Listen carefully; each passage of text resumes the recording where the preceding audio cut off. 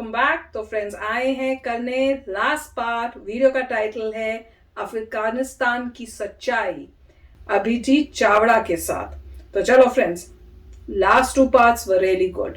इतनी कोई ऐसी अच्छी अच्छी चीजें बताई हैं, आई ओपन किया। मतलब पता तो था, कईयों को पता होता है, कईयों मेरे जैसे होते हैं, पता होने के बाद भी बिलीव करना नहीं चाहते कि भाई ऐसा नहीं हो सकता।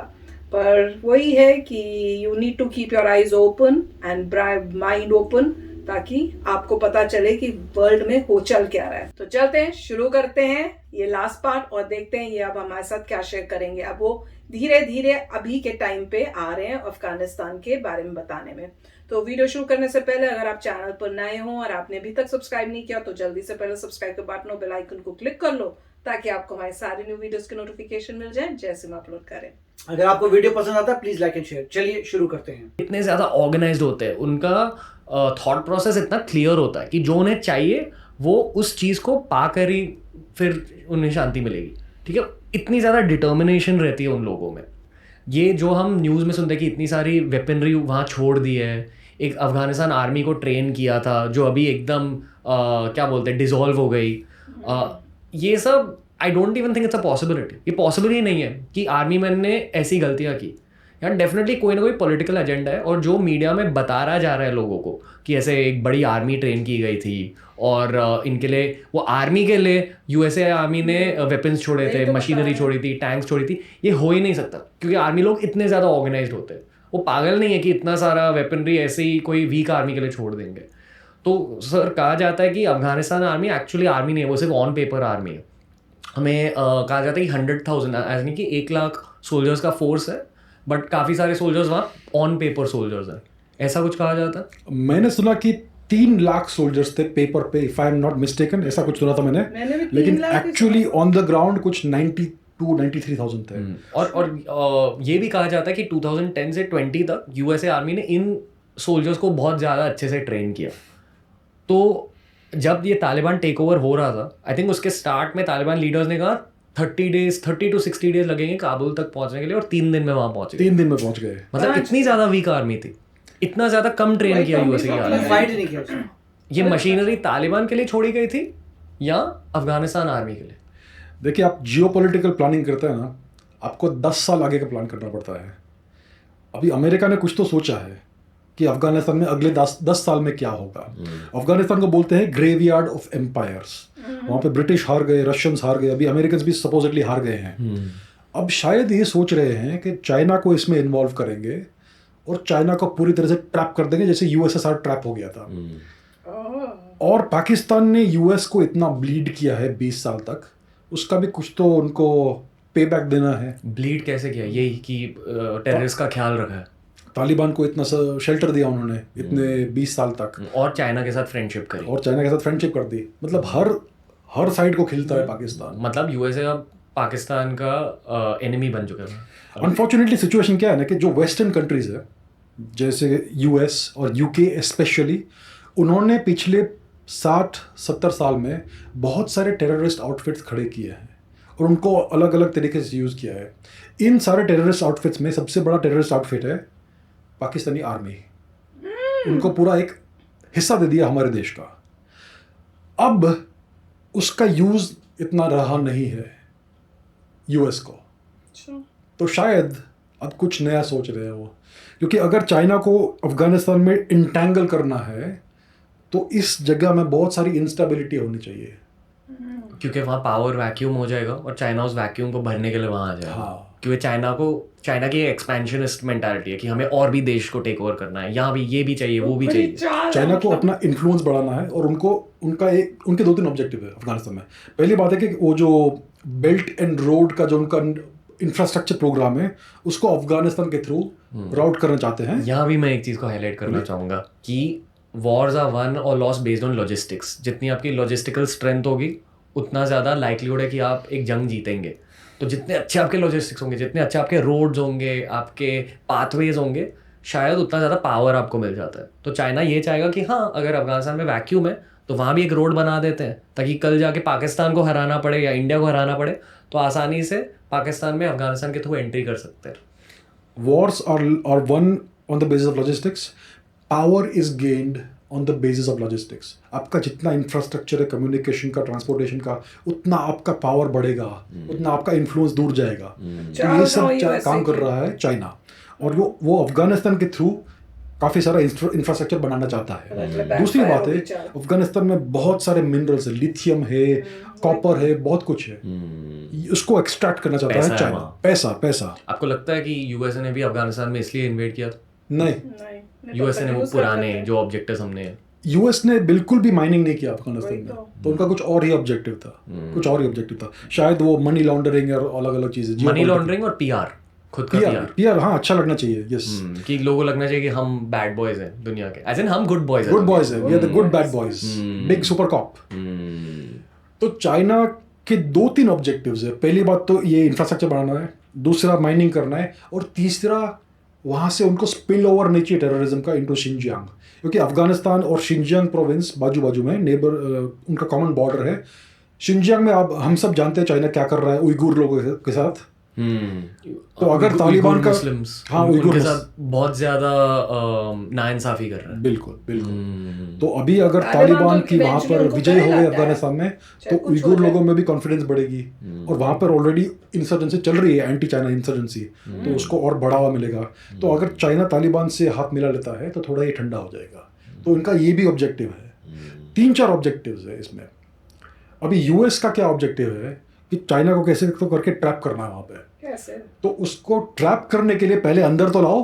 तो अभी कुछ साल के लिए शांति करो अफगानिस्तान में, तालिबान को अपना पूरा पावर एस्टैब्लिश करने दो, अपना पावर असर्ट करने दो, और चाइना के साथ अच्छा रिलेशनशिप करने दो, चाइना का जो इंफ्रास्ट्रक्चर है बढ़ने दो वहाँ पे, और बाद में कुछ लफड़ा कर दो वहाँ पे, कुछ जंग कर दो। ये ड्यूरेंट लाइन का मामला ओपन करो फिर से। शायद उसके वो फेज के लिए यूएसए शायद फिर से तालिबान को सपोर्ट करे, ब्लेसिंग्स देगा कि जाओ कुछ करो अभी चाइना में। इस बार तालिबान को ये लोग शायद यूज करेंगे एज अ प्रॉक्सी, शायद तालिबान को ये वॉर आउटसोर्स करेंगे यूएस, इसीलिए इन्होंने इतना सारा ammunition, arms, weaponry, tanks, humvees, helicopters, drones, क्या क्या नहीं दे दिया।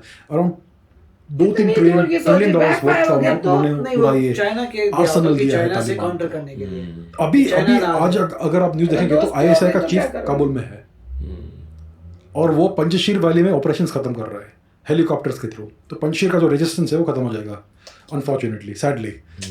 तो अभी इमीडिएट ऑब्जेक्टिव क्या है कि अफगानिस्तान को पैसिफाई करो, तालिबान को फुल पावर में लाओ, चाइना को अंदर खींचो, बाद में 3-4-5 साल के बाद गेम खेलो।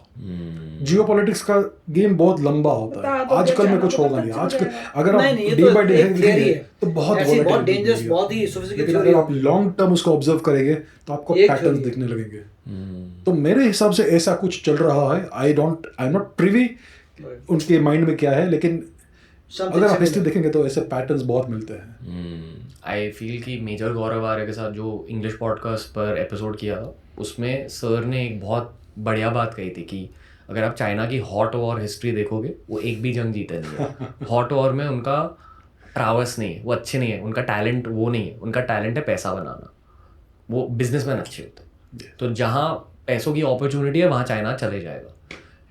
वॉर नहीं करना चाहता, पैसा बनाना चाहता है, एक्सपेंशन करना चाहता है चाइना। तो उस पैसों के लालच से यूएसए कह रहा है चाइना को कि आ जाओ, करो इन्वेड। अगर मछली को अंदर लाना तो पहले बेच तो देना पड़ेगा ना।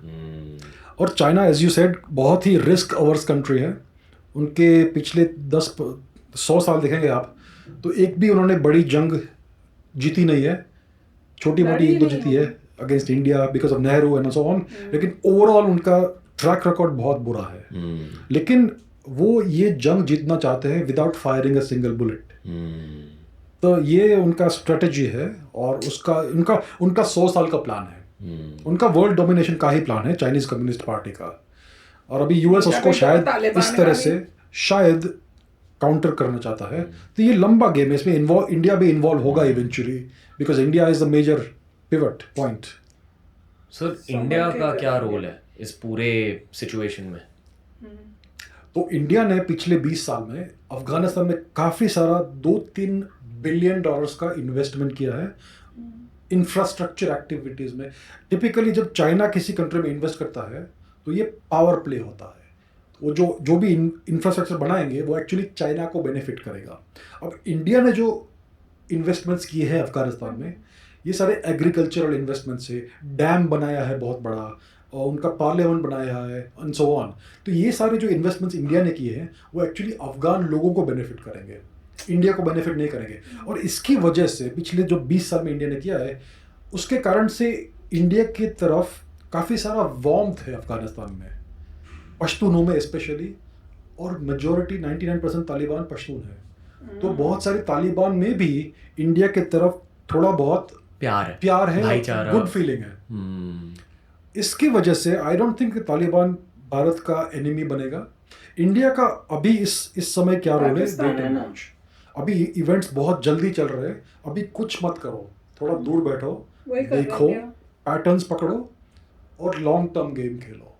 लॉन्ग टर्म हमारा ऑब्जेक्टिव क्या होना चाहिए कि हमारे जो बाजू में पड़ोस में जो टेररिस्ट स्टेट है उसको हम डिफैंग करें, उसका हम विश निकाल दें। और उनका विश क्या है? पाकिस्तान आर्मी है, जो पाकिस्तानी पब्लिक के लिए भी बहुत बड़ा बर्डन है। तो हमें किसी ना किसी तरह से पाकिस्तान को डिकंटामिनेट करना है। हमें उनके लोगों से कोई नफरत नहीं है, कोई दुश्मनी नहीं है, लेकिन पाकिस्तान आर्मी पूरी दुनिया में एक बहुत बड़ा बोझ है, ISI और पाकिस्तान आर्मी। तो अभी किसी ना किसी तरह से हमारा लॉन्ग टर्म ऑब्जेक्टिव ये होना चाहिए कि पाकिस्तान आर्मी को हम न्यूट्रलाइज करें इन सम वे और the other, hopefully without violence, because violence अच्छी बात नहीं है, लेकिन अगर करना पड़े तो करना भी पड़े, क्योंकि हमने बहुत सारी जंगें लड़ी है पाकिस्तान से। आइडियल सिनारियो क्या है नेक्स्ट 10 साल में कि पाकिस्तान के 2-3 अलग इंडिपेंडेंट स्टेट्स बने, बलोचिस्तान, सिंध, पंजाब, कश्मीर वापस भारत में आए, पश्तूनिस्तान वापस अफगानिस्तान में जाए peacefully. I hope it is peaceful. उन सारे प्रांतों के लोगों के लिए भी बहुत अच्छा होगा ये। तो हमें किसी न किसी तरह से ये इंजीनियर करना है। तो भारत को क्या करना है कि हमें तालिबान को इवेल्यूएट करना है। अब हम हमारा प्रॉब्लम क्या है कि हम पूरे दुनिया को गांधी जी के नज़रिए से देखते हैं। वही तो। क्यों ना हम श्री विष्णुगुप्त चाणक्य के नज़रिए से देखें दुनिया को। इतनी अब आदत विष्णुगुप्त तो है, मैं भी चाणक्य क्या वैसे ही करते हैं देखती हूँ। अफगानिस्तान क्या में? करूँ? अभी तो चुपचाप बैठ के देखते हैं अभी क्या हो रहा है, कौन ऊपर आ रहा है। और फिर तालिबान का कब्जा होने वाला है पूर्ण तरह से अफगानिस्तान में। वो शरिया लॉ बिठाने वाले हैं। अब देखिए ओमान, UAE, सऊदी अरेबिया, सब में शरिया, यहाँ पर भी शरिया लॉ है, मगर मॉडर्न। और भारत के का इन सारे देशों से एक्सट्रीमली अच्छे रिलेशंस है। तो क्यों ना हम तालिबान के साथ भी, तालिबान लेड अफगानिस्तान के साथ भी कंस्ट्रक्टिव रिलेशनशिप बनाए। हमारा शरिया लॉ से कोई लेना देना नहीं है, हमें उससे कोई आपत्ति भी नहीं है। उनका देश है, उनकी मर्जी क्या करे, लेकिन हमारा उनसे कोई दुश्मनी का मेरा तो दिल इतना नहीं स्कोप मानता। नहीं मेरा है। तो- और तालिबान ने ये प्रोनाउंसमेंट भी किया है कि वो इंडिया में इंटरफेयर नहीं करना चाहते। मेरा मानना ये है कि तालिबान का एक ही ऑब्जेक्टिव था कि अफगानिस्तान पर रूल करे अपने तरह से। वो कहीं और कुछ करना नहीं चाहते थे। ये पाकिस्तान ने उनको खींच लिया इस चीज़ में। ओसामा आ गया, ये सब हो गया, इसकी वजह से उनका ये पिछले 20 साल बहुत बुरे गए। अब ये चुपचाप से अपना देश संभालना चाहते हैं। मैं 3 चीज़ों को हाईलाइट करना चाहूँगा। पहले कि जब हम ये सब चीज़ें कह रहे हैं, हम किसी भी इंसान के एक्शंस को डिफेंड नहीं कर रहे हैं। ये जियोपॉलिटिक्स के नज़रिए से बता रहे हैं इन चीज़ों को कि India should be friend with Taliban वगैरह। दूसरी चीज़, मुझे पता है कि इस पॉडकास्ट पर बहुत सारे पाकिस्तानी लिसनर्स हैं, तो ये फिर से आपके सोच विचारों का रिफ्लेक्शन नहीं है। जो भी चीज़ हम पाकिस्तान के बारे में कह रहे हैं, ये अपर पॉलिटिकल लीडरशिप, आर्मी की लीडरशिप और अगेन जियोपॉलिटिकल नज़रिए से इन सब बातों का जिक्र हो रहा है। और तीसरी चीज़, फिर से जो चीज़ों को आप सोशल मीडिया पर देखते हो, वो भी सोशल मीडिया भी मीडिया होता है at the end of the day, and it can drive your narratives, it can drive your echo chambers, जो भी आपके खुद के सोच विचार है। अगर आपको तालिबान को एक विलन के नज़रिए से देखना है, तो फिर सोशल मीडिया आपको और भी ज़्यादा वो चीज़ दिखाएगा। अगर आपको तालिबान एक हीरो की तरह से देखना है, तो सोशल मीडिया आपको वो ज़्यादा दिखाएगा। एक अगर लॉजिक ये है। कॉन्सेप्ट को ज़्यादा जानना है, सोशल डिलेमा देखिए। उस डॉक्यूमेंट्री में दिखाया गया कि सोशल मीडिया आपके दिमाग को कंट्रोल कैसे करता है। तो जो भी ये वीडियोस आप देख रहे हो कि एक प्लेन से कोई जंप कर रहा है, फिर वो वॉल के उस पार बेबीज़ को फेंक रहे हैं, ये असल में हो रहे हैं, ऐसी चीज़ें हो रही हैं, ठीक है। And this is very bad. ये ह्यूमन सफरिंग है, और ह्यूमन सफरिंग को हम भी मानते हैं, बट ये अफगानिस्तान की सिर्फ एक झलक है। दूसरी क्योंकि जो आपने कहा कि एक नहीं। पोल हुआ था जहाँ शायद more than 90% of the country, जो 99% ऑफ द कंट्री जो रूरल एरियाज में है, जो काबुल के बाहर है, शायद काबुल के अंदर भी, वो लोग भी शायद ये चाहते हैं कि तालिबान इन पावर रहे, क्योंकि 40 साल से ऑलमोस्ट अफगानिस्तान दूसरे देशों के पावर में रहा है और दूसरे देशों की वजह से एकदम नष्ट हो चुका है। नहीं शायद अफगानिस्तान के लोग भी ये चाहते हैं कि अफगान लोग मतलब तालिबान इस देश को चलाए। एंड ये आपको, मुझे, पाकिस्तानियों को, इंडियंस को शायद इन चीज़ों का पूरा पर्सपेक्टिव नहीं होगा, क्योंकि आपको न्यूज़, सोशल मीडिया से ऐसा पर्सपेक्टिव मिल ही नहीं सकता, पॉसिबल ही नहीं है। बट आपको खुद के ओपिनियंस को क्वेश्चन करके हर चीज़ को जियोपॉलिटिकल नज़रिए से देखना चाहिए, क्योंकि नहीं, जियोपॉलिटिक्स नहीं, आपको देखना एक्चुअली चाहिए, लाइफ ह्यूमन नेचर की बात, ह्यूमन नेचर और आप जाइए कोड़े व्यू खा पॉइंट के कैसे एक्सपैंड मैं- करता है वो स्किल्स, ये ह्यूमन नेचर की बात तो है। जियोपॉलिटिक्स, इसमें कोई geopolitics हर चीज़ नहीं को जियोपॉलिटिकल नज़रिए से देखो। और मुझे कई लोगों ने पूछा है कि अगर अफगान लोग तालिबान चाहते हैं तो इतने सारे लोग काबुल से भाग क्यों रहे हैं। लेकिन बात सच क्या है कि ये जो लोग भाग रहे थे, कुछ हजार लोग, ये वो लोग हैं जिन्होंने अमेरिका के USA की साथ help की है, कोऑपरेट किया ठीक है, था we know, yeah. High level positions पे हाँ, तो etc. डेमोक्रेसी के लिए गया था ना। उनका मानना था कि तालिबान उनको गद्दार के नजरिए या, से या, देखें। या। और मार रहा लेकिन है जो हम तालिबान। देखते हैं सारे कैमरास काबुल एयरपोर्ट पे थे, लेकिन पूरा अफगानिस्तान में ऐसा कुछ नहीं हो रहा था। हो रहा था भाग हमें सिर्फ एक स्पेसिफिक जगह का सीन दिखाया गया बार बार बार बार बार बार। पूरे अफगानिस्तान में ऐसे सीन्स नहीं चल रहे थे। पहली बात ये है। दूसरी बात क्या है कि भारत के इंटरेस्ट में क्या है कि अफगानिस्तान एक स्टेबल, पीसफुल और फ्रेंडली देश बने हमारे लिए। उसमें कोई भी राज करे, चाहे अपने हमें उससे लोगों को कुछ abuse फर्क नहीं करे। पड़ता है। अफगान लोग को जो भी चाहिए उनको रखो as your rulers, as your government. लेकिन इंडिया और अफगानिस्तान का रिलेशनशिप पिछले नेक्स्ट 10 साल में स्ट्रांग और स्टेबल और पीसफुल और फ्रेंडली होना चाहिए। अगर ये हम कर पाएंगे तो पूरा नेबरहुड जो है इंडियन सब कॉन्टिनेंट का अच्छा हो जाएगा। क्योंकि अगर अफगानिस्तान पीसफुल और स्टेबल हो गया और स्ट्रांग हो गया तो इसका मतलब है कि पाकिस्तान आर्मी का वहां पर इंटरफेरेंस कम हो जाएगा। तो ये सब, अगर हम पीस चाहते हैं हमारे नेबरहुड में, हमें पाकिस्तान के लोगों से कोई दुश्मनी नहीं है। ऑफ कोर्स उनके लिए भी पाकिस्तान आर्मी बोझ है और पाकिस्तान आर्मी दुनिया का सबसे जैसे बड़ा बोझ है, अगर उनके लिए बोझ है तो उनको अफगानिस्तान रिपोर्ट में करना चाहिए लाखों लोगों का पब्लिक खून को। किया उन्होंने। भारत में भी कितने लोगों का खून किया है पब्लिक तो अपनी और आर्मी को पाकिस्तान में सपोर्ट भी कर रही है। कितनों पर अत्याचार कर रहे हैं एज वी स्पीक टुडे। तो सभी के लिए अच्छा है कि ये जो पैरासिटिकल ऑर्गेनिज्म है पाकिस्तान आर्मी, उसको हम यहाँ से एक्सट्रैक्ट करें। पाकिस्तान के लिए अच्छा है, हमारे लिए अच्छा है, अफगानिस्तान के लिए अच्छा है। तो हमें नेक्स्ट 10 साल में ये ऑब्जेक्टिव रखना है और इस तरह से जियोपॉलिटिकल एक्शंस लेने हैं in conjunctions with bigger powers like the United States, maybe Russia. Russia, USA, China, अभी इन चीज़ों को देखकर क्या सोच रहे हो? ये फाइनल क्वेश्चन है इस एपिसोड की। ये सिचुएशन काफी कॉम्प्लेक्स है। रशिया भी इन्वॉल्व है यहाँ पर। रशिया भी देख रहा है अफगानिस्तान को, क्योंकि जो सेंट्रल एशियन रिपब्लिक है, ताजिकिस्तान, किर्गिस्तान, तुर्कमेनिस्तान, ये रशियन स्फीयर ऑफ इन्फ्लुएंस है, नेचुरल उनका स्फीयर ऑफ इन्फ्लुएंस है। और अगर तालिबान का जो स्पिल ओवर होगा इन जगहों पे तो रशिया के इंटरेस्ट्स को खतरा पहुंचेगा। तो रशिया भी चाहता है कि तालिबान चुपचाप अफगानिस्तान में बैठा रहे और कहीं बाहर नहीं जाए, यू नो, ऑल दैट। और वो भी शायद थोड़ा बहुत मिनरल एक्सट्रैक्शन वो सब करना चाहेंगे यहाँ पर। और रशिया और चाइना का लॉन्ग टर्म कॉन्फ्लिक्ट है, लॉन्ग टर्म। आज टेम्पररीली उनका अलायंस चल रहा है, लेकिन उनका बहुत लंबा बॉर्डर है, उनका बहुत बुरा हिस्ट्री वो तो है। लफड़ा है। Russia almost nuked China in the 1960s, almost. America ने रशिया को थ्रेटन किया था कि आप न्यूक मत करो वरना आपको सर उसका कॉन्सिक्वेंसेस होगा। इसलिए रशिया ने चाइना को न्यूक नहीं किया। तो तो उनका क्यों किया ऐसा US हिस्ट्री ने? है। हेल्प करा था चाइना की। टेम्पररी चाइना में सारी देखो, मैन्युफैक्चरिंग हो रही थी। आप देखो लेकिन ना। चाइना की चेंज हो गया। आंखें रशियन टेरिटरी पर है और Russian ballistic nuclear missiles Chinese border पर है आज भी। तो हमें लॉन्ग टर्म देखना है कि रशिया और चाइना का क्या रिलेशनशिप है। And because of that I think Bharat और I Russia don't long like term this में politics. एक साथ नहीं काम नहीं, कर इसमें तो सकते हैं। एक कोई बात मेरा तो दुश्मन का उससे हम दुश्मन एग्री मेरा नहीं दोस्त करते। बिल्कुल। और उसी के साथ इस पॉडकास्ट को हम एंड करेंगे। Abhijeet Chavda sir, thank you.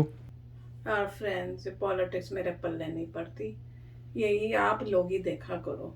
मैं तो बड़ा, मुझे बहुत अनईजीनेस होने नहीं नहीं, लगती इसमें है। तो उन्होंने काफी लॉजिकल कहा था। हाँ, पर सिर्फ एक पॉइंट जो था वो ये था कि अफगानिस्तान के लोगों को तालिबान का जो शारिया है हाँ, वो जिस फॉर्म में आ रहा है मिडीवल, वो पसंद नहीं है। इसके लिए इन्होंने कोई कहा ह्यूमन कि- बीइंग इन्होंने को, कहा कि पसंद है।